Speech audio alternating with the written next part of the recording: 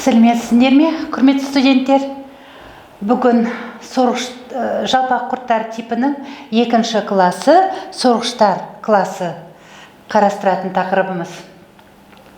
Сорғыштар классы трематода. Бұл класс өкілдері әртүрлі жануарлардың ішкі мүшелерінде, көбінесе шегінде паразиттік жолмен тіршілік етеді. Сорғыштарға 4000-нан астам түр жатады. Сорғыштардың көпшілігі бірнеше миллиметрден аспайды. Бірақ кейде бұл құрттардың ішінде ірі түрлері кездеседі. Мысалы, бауыр сорғыш құрттының ұзындығы 3 сантиметр. Ал кейбір дидемозоиды тұқымдасына жататын бауыр сорғыштардың 1,5 метрге дейін жетеді. Денесінің алдыңғы және құрсақ бөлімінде ауыз және құрсақ сорғыштары бар. Олар бекіну мүшелері болып табылады.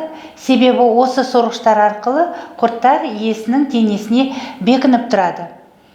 Сорғыштар классының өкілі бауыр сорғыш фациола гепатика. Ірі қара малдар мен қойлардың және адамның бауырында паразиттік тіршілік етеді. Олардың салған жұмыртқалары өт жолдары арқылы шекке түсіп, иесінің шегімен нәжіспен араласып сыртқа шығарылады. Ары қарай даму үшін жұмыртқа сулы ортаға түсуі қажет, яғни гидросфераға. Су ішінде жұмыртқадан денесін толқынды эпителиймен жапқан дернәсіл мирацидий шығады. Мирацидий дернәсілінің екі көшесі, ми ганглиясы және жұп протонефридиялары болады.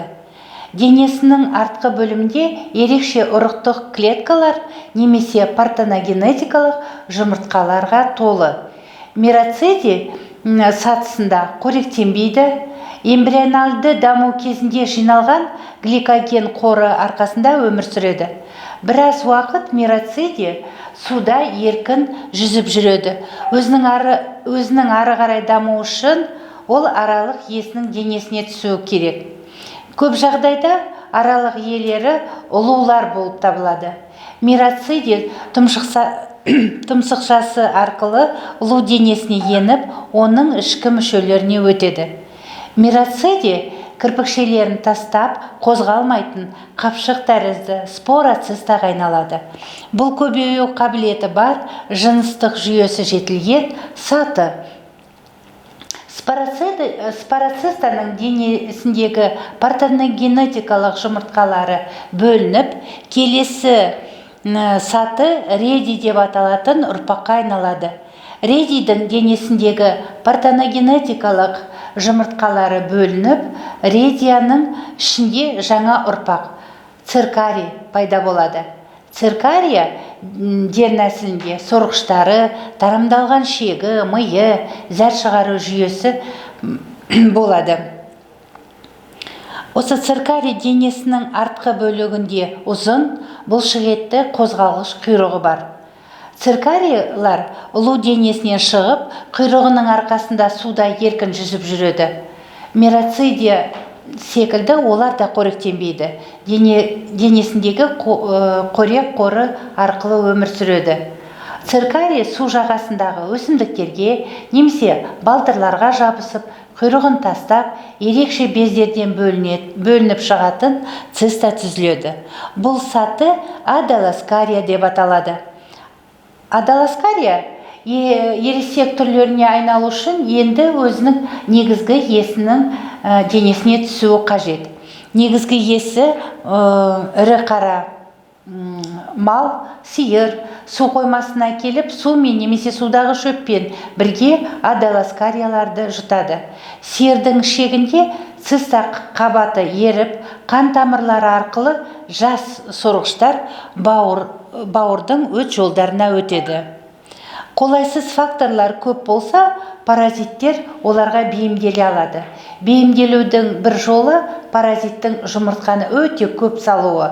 Турбеляриялардың көпшілігінде жұмыртқа саны 100-ден болатын болса, ал сорғыштар классының өкілдерінде ондаған мыңға дейін жетеді.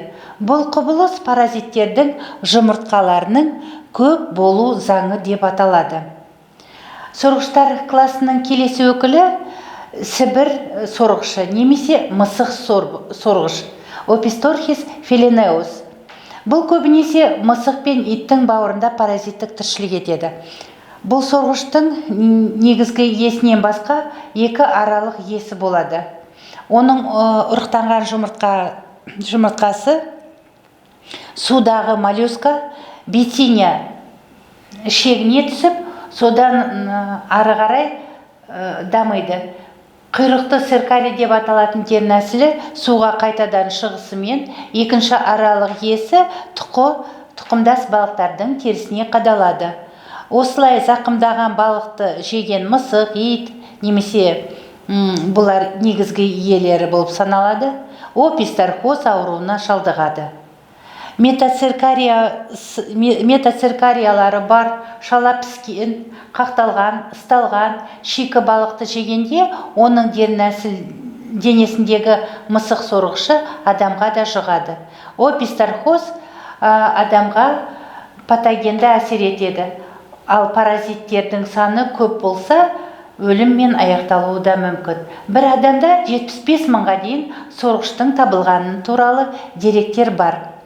Мысық сорғышы әсіресе Сібірде, Европада, шығыс және оңтүстік аудандары кең тараған. Келесі өкіл ол қан қос езуі. Бұлар ғана қос жынысты.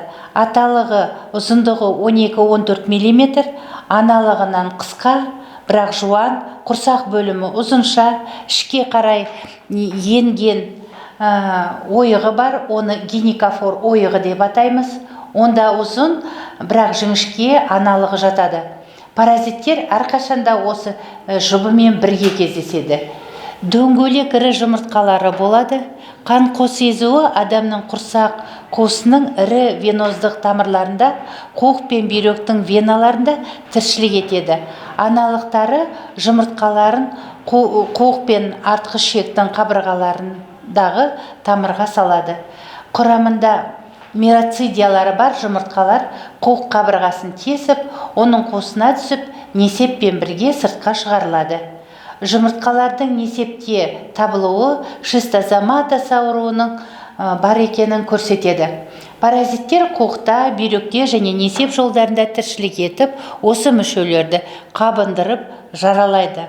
Одан басқа жұмыртқалардың жиынтығының маңайында фосфор қышқыл тұздары жиналып, қуықта тастардың пайда болуын әкеліп соғады. Қан қос езуінің миоцидиялары суға түсіп, тұщы суда моллюскалар дамып, циркарийға айналады.